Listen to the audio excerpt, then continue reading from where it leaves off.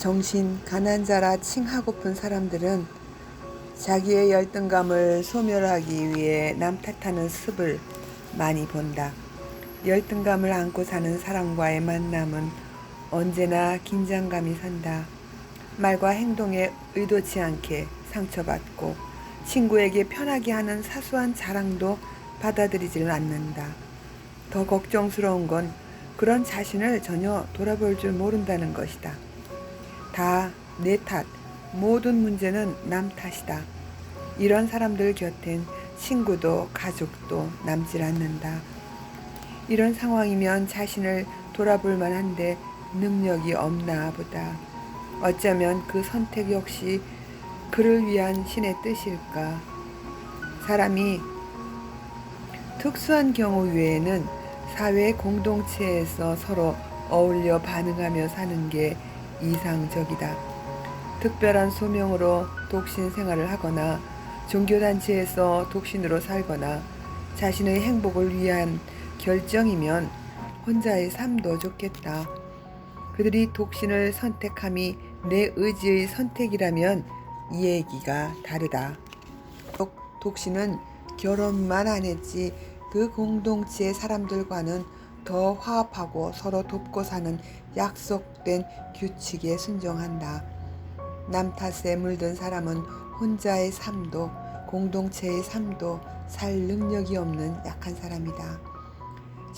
자신도 못 살지만 남도 못 살게 한다. 평생 홀로 서기가 안 되는 사람이 있다. 신도 그런 삶도 허락하신다. 그래도 괜찮다. 살아라 한다.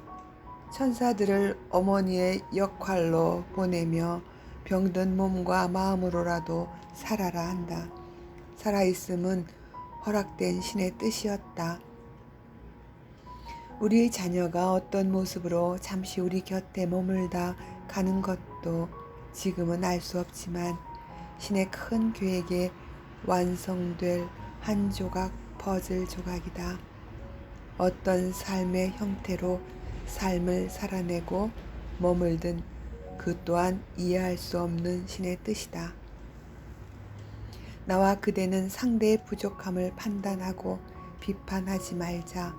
그들은 신의 창조와 계획에 왔을 뿐이고 어떤 방법으로든 때가 되면 우리의 곁을 떠날 것이다. 어느 누구도 삶이라는 연극에서 화려한 주인공을 원하지 비련의 주인공이길 원하지 않았다. 난 내 인생이 이 큰 슬픔과 고통들을 가지가지로 받아들여야 함도 원하지 않았다. 다만 주어졌을 뿐 삶은 내가 선택할 수 있는 부분이 적다. 여기 이 순간 이대로 살아내야 했음은 내 의지가 아닌 자연 스스로의 힘이었다. 나와 그대는 지혜를 배워 삶이 어떠함에도 평안히 살아내자. 예전 집에 대형 실내 어항이 있었다. 여름이면 보름이나 한 달에 한 번 어항 청소를 해야 했다. 전문가의 손을 빌리려면 어항 청소비가 비쌌다. 나는 작심하고 내가 해보리라 어항 청소를 시작했다. 전문가보다 시간이 배로 걸렸지만 나름 만족했다. 돈 굳었다. 그러나 비전문가의 첫 솜씨는 많은 새끼 물고기들을 옮기는 작업 중 몇 마리를 하수도로 흘려 잃어버렸다. 큰어미 물고기들도 그물망으로 옮기는 중 펄떡거리며 바닥으로 떨어져 주워올리는데 애를 먹었다. 물고기 좀 가만히 얌전히 좀 있으면 좋겠는데 반항하냐? 더러운 어항물에서 열대어들을 건져낼 때 나는 어항 물고기들에게 말한다. 깨끗한 물로 갈아주려 해. 잠시만 참아. 더러운 어항물을 비울 거야. 어항도 닦아내고 돌에 끼는 이끼도 모래도 물풀도 깨끗이 씻어줄게. 바로 좋은 환경이 될 거야. 조심조심 뜰채로 물고기들을 옮길 때 고기들의 성질에 따라 더 빨리 깨끗한 어항물로 옮겨지는 것도 있다. 얌전히 나 죽었다 하며 반항하지 않고 입만 뻐끔대며 물고기들은 나를 믿어주었나? 고마워라.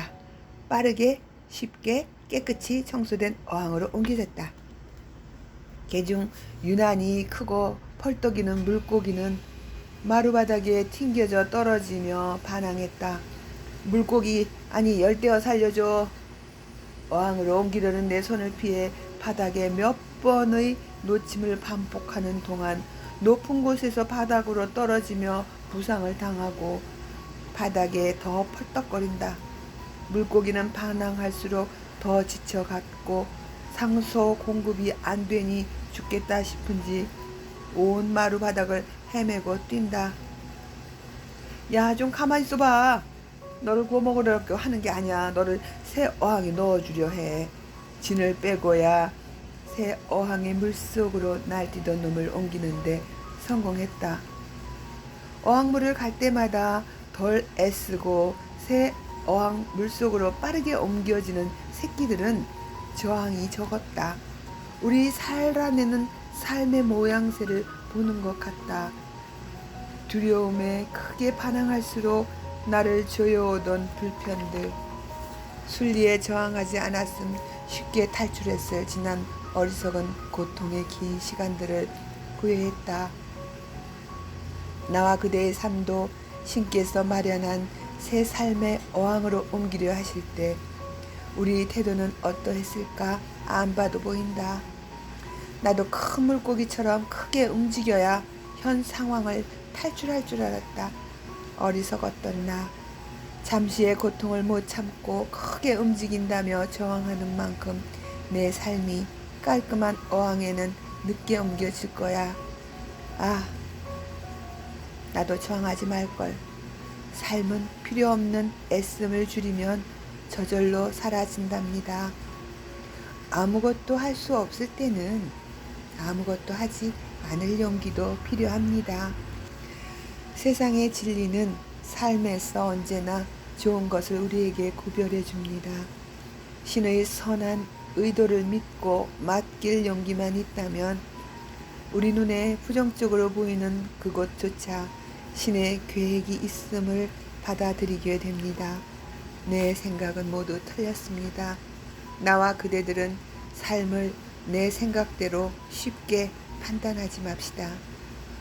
모범적인 사고를 지니고 모든 걸 바른 꽃길만 걷는 사람은 많지 않다.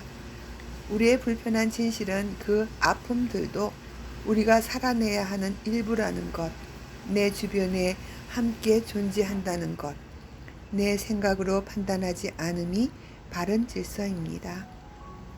내 이웃에게 남에게 의존하려 하고 모든 잘못된 삶은 부모 탓, 남 탓, 너 탓이라 합니다.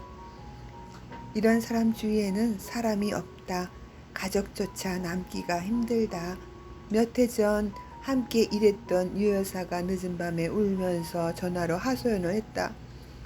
고등학생 아들이 엄마인 자기를 때렸다며 죽고 싶어. 내가 어떻게 저희들을 키웠는데 지금 애 남편도 너희들 때문에 만났어. 늘 죽고 싶었지만 어린 너희들을 홀로 살 수 있을 때까지 구차하게라도 사는데 그 심정도 몰라주고 탈선의 불량아로 살고 있고, 둘째는 학교는 가는 날보다 안 가는 날이 더 많은데 그나마 휴학을 하겠다 한다. 나를 때렸다고요. 이제 자식한테 맞고 사네요.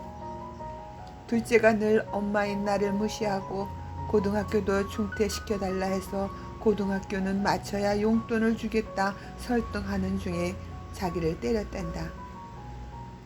연년생 아들은 둘 다 병들어 보였다. 유 여사가 심하게 자신의 병듦을 모른다. 자녀를 조절하고 남편을 조절하고 의부증 증세의 깊은 열등감은 자신의 결혼 생활을 파탄의 길로 밀고 있는 자기를 못 본다. 유 여사 어린 아기 때 부모가 이혼해서 3남매를 두고 엄마가 나가셨다. 친할머니 손에서 컸다. 50이 다 된 나이에도 그 엄마를 원망한다. 두 분이 재혼 없이 각자 자녀들 근처에 사신다는데 이제 부모님 두 분의 인생을 이해해 드릴 나이는 지나지 않았을까? 엄마라는 사람이 어떻게 자식을 두고 나가요? 용서가 안 돼. 나는 죽어도 용서할 수 없어. 누구도 남을 함부로 판단하지 말라 하셨지. 신도 판단하지 않는다. 언니는 안 당해봐서 그래요. 여동생, 남동생은 그런 부모를 이해하는데 나는 안 돼. 못해요. 엄마에 대한 원망이 평생 따라다니는 삶을 산다. 내 모든 불행은 자신을 버리고 나간 엄마 탓이다. 어린 시절의 아픔을 아직도 간직하고 살며 자신의 삶도 위태하게 걷고 있다. 지금의 남편은 두 아이의 친부가 아니다. 같은 대학 시절 자기를 좋아했지만 감히 접근 기회도 안 줬던 근처에서 맴돌던 그 남자 친구였다. 아이들 아빠가 죽고 힘들게 살 때 다시 만나 고맙게 아이들에게 고마운 아빠의 자리를 만들어줘 고마워했다. 그 남편에게 나를 자기가 좋아하는 언니라며 소개시켰다. 7년차 결혼 생활이 위태로워 보였다. 남편은 대기업 해외 파견 근무로 1년에 한두 차례 들어오는 삶을 산다. 이유가 있었다. 의부증이 심해 해외에서 근무 중인 남편을 심부름 인력을 고용해 뒷조사하다 남편은 회사 내 소문으로 큰 상처와 망신을 당했다. 바람났을 거란 유 여사 의부증에 남편이 많이 힘들어했다.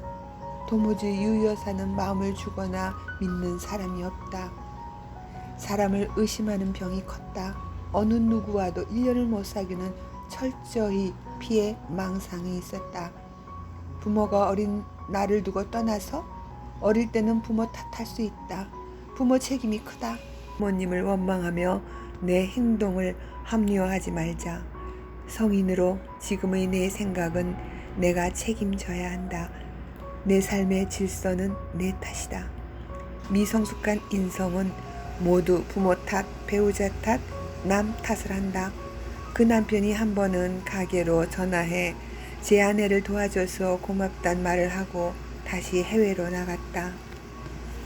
왠지 마지막 인사처럼 느껴지는 여운. 아이들은 신경증에 위장장애에 시달려 병원을 자주 다녔다. 작은 아들도 급기야 집을 나갔다. 수소문 끝에 작은 아들이 친구 옥탑방에서 쪽잠을 자는 것을 알고 울먹이며 이 큰 집을 두고 왜 저러냐고 어쩌면 좋냐한다. 당신 잘못이 아닙니다. 그 아들을 통해 부모가 받아들이는 것은 무엇이어야 할까? 완벽에 가까운 성숙한 부모에게도 힘들게 받아들여야 하는 자녀가 태어난다. 육체는 정상인데 정신적으로 치료의 도움이 필요한 정신적 폭력성과 우울증, 인지장애 등 누구 탓이 아니라 더 큰 지혜가 필요할 뿐 아무도 왜 우리에게 말에 대답할 수 없습니다.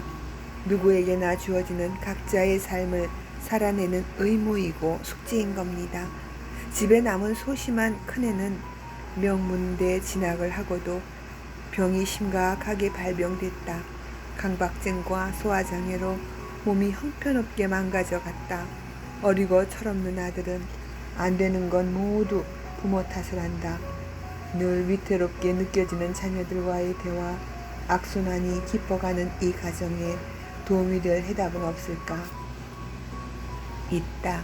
모든 문제에는 도움이 될 경험을 갖고 있는 지혜의 모임들이 있다. 성서에도 찾으라 하지 않았나? 내 생각이 옳다 믿을수록 진리를 못 받아들인다. 내가 만든 삶의 결과가 이렇게 망가진 것을 인정했다면 겸손한 마음으로 나는 생활을 처리할 수 없다는 것을 인정하고 시인하고 내 생각이 아닌 진리를 알려달라고 목숨 걸고 신께 기도로 구해야 했다. 내 경험으로 신께 겸손된 마음으로 나를 위한 신의 진리와 인도를 청해서 응답 못 받은 사람은 없다. 다만 받아들일 준비가 안 된 사람은 신의 인도를 내 맘에 들어하지 않고 내 생각이 옳다함을 고집해서 내 뜻대로 하기에 내가 바뀌려 하지 않고 내 방식대로 자녀들을 바꾸려 한다. 어디 없나? 자녀를 잘 기르는 방법을 가르쳐 주는 곳이 있으면 최고 인기 과목이 될 텐데 엄마의 아픔이 배가 되어 갔다. 자신의 어린 시절 아픔을 자녀 뇌까지 이어지는 악순환을 감당하고 있다. 내가 신을 인정하고 신의 뜻에 맡기고 그의 뜻을 알려달라 청하는 것은 결과적으로 내 생각이 다 틀렸다 시인했고, 죽어야 한다면 원망 없는 마음으로 죽으리라 나를 위한 신의 계획임을 인정했다. 내 뜻보다 나를 위한 위대한 신의 뜻에 나를 맡겨야 옳았다. 늘 최상의 결과로 인도하심을 경험했기에 잘 살아낸 경험이 없다면 자신을 돌아보자. 자신을 과대평가하지 말자. 어디서부터 삶의 질서가 잘못 엉켰던지 그 자리에서부터 맡겨보자. 신의 손에 맡겨진 일은 우리에게는 불가능해 보이는 사건도 회복시키신다. 회복의 길을 걷는 알라는 가족들과 우리 부부가 신이 고쳐내신 작품들이다. 난 절실히 기도했어요. 무엇을 되게 해달라고. 하나도 응답이 없어요. 신은 없어요. 내 기도는 안 이루어지던데요. 내 뜻대로 아닌 신의 뜻대로 이루어지길 청했나요? 아니요. 교회에서는 그렇게 기도하라 하지만 그게 무슨 기도인가요? 안 되면 신의 뜻? 내가 원하는 것을 바라는 게 기도 아닌가요? 이렇게 말하는 그대는 아직 신의 기적을 못 경험한 사람입니다. 어려운 믿음이지만 진심으로 하는 기도는 내 생각보다 신의 계획하심이 결과적으로 내게 더 큰 성취로 오리라 믿고 맡기는 겁니다. 나의 고집된 생각을 내려놓음이란 내가 신께 부탁한 일이 어떻게 되더라도 나는 신뢰하는 마음으로 크게 상관하지 않는 마음입니다. 결국 내게 가장 좋은 방향으로 인도될 걸 아니까, 기대하니까 내 삶 전체가 인도되어 왔음을 지난 삶의 경험으로 알았기에 그 어떠한 결과에도 원망을 멈출 수 있습니다. 아직도 내 뜻대로를 고집함은 내 능력이 신의 능력보다 더 낫다 생각하는 것 아닐까요? 나도 어리고 젊었을 때는 나의 뜻이 더 중요하다 생각했습니다. 세월이 흘러 돌아봤을 때 그때 내 기도에 응답 안 하신 신께 가슴으로 감사를 올렸던 경험이 많았습니다. 지금 그대의 기도가 아주 중요하다 생각했습니다. 세월이 흘러 돌아봤을 때 그때 내 기도에 응답 안 하신 신께 가슴으로 감사를 올렸던 경험이 많았습니다. 지금 그대의 기도가 안 이루어졌나요? 그것조차 당신을 위한 신의 선한 뜻입니다. 나는 모든 일에 최선으로 노력하고 기도하고 마지막 신의 지성에 맡길 힘도 청해야 했습니다. 내 뜻대로 안 될 때 내 뜻을 포기하는 힘도 청해야 했습니다. 나를 위한 신의 뜻을 믿기에 병든 자녀를 도울 수 있는 것은 부모부터 치유해야 한다는 것을 인정들 했으면 싶다. 부모들이 자녀들에게 목숨 걸고 보상 치료해도 병든 시기만큼의 시간이면 될까? 모르겠다. 그래도 시작하길 바란다. 자식을 위해 죽을 수도 있다며 목숨 말고 미성숙한 성격이라도 죽여보자. 내 자녀를 회복시킬 수 있다면, 자녀에게 문제가 보이면 경계의 신호로 알고 나부터 준비해보자. 많은 치유의 정보들이 있다. 내가 찾기만 하면 찾아진다. 나부터 아이를 위해 치료하면 아이를 이해하게 된다. 아이가 문제라 생각하면 답이 없다. 부모라면 남 탓하지 말자. 다 내 탓이다. 나도 남편의 술 문제로 고통 속에서 너 탓이다 시작했으면 나와 남편은 회복되지 못했을 것이다. 내 탓일 수 있겠다 싶은 생각 조금이라도 인정할 때 답이 보였다. 회복의 길이 보였다. 여기서 엄마도 상처받은 아이다. 몸은 어른이지만 아기 때 내 존재의 근원, 부모, 우주로부터 버림받았다는 아픔이 성인 아이가 되어 성숙하지 못하고 자신과 자신의 자녀에게 아픈 역사를 대물림하고 있다. 이 근간에는 난 상처는 그 누구도 이해할 수 없는 아픔이고 고통이라 한다. 상처받은 자녀들께 나를 힘들게 했던 부모를 이해하십시오. 용서하셔야지요. 이해하라니요. 반문하겠지만 이해 없는 용서란 어렵거든요. 나를 위해서 부모가 이해돼야 내가 회복됩니다. 그 부모도 상처받고 자란 성인 아이입니다. 힘들겠지만 부디 치유되고 성장하셔서 이런 부모를 이해하고 위로할 수 있기를. 그것은 내 대해서 잘못된 악순환을 정리하는 것입니다. 그대 또는 자녀부터 회복하시길. 부모의 슬픔이 자녀들에게 대물림되지 않기 위해 나부터 회복합시다. 현인들을 찾으십시오. 누구의 잘못도 아님을 잊지 마십시다. 자기를 낳아준 부모에게 잘하지 못한 사람은 의외로 많습니다. 자신의 부모에게 내 의지와는 상관없이 버려졌다는 사실 하나가 당사자에겐 근간을 흔드는 존재의 불안, 병이 생길 수도 있죠. 인간이기에 성인이 되어도 남아있고 느껴지는 슬픔을 혼자 해결하기 힘듭니다. 그들의 깊은 내면에 새겨진 슬픔과 두려움, 함부로 판단하지 마십시오. 성인이라도 자신도 모르는 내면의 슬픔과 분노는 조절할 수 없답니다.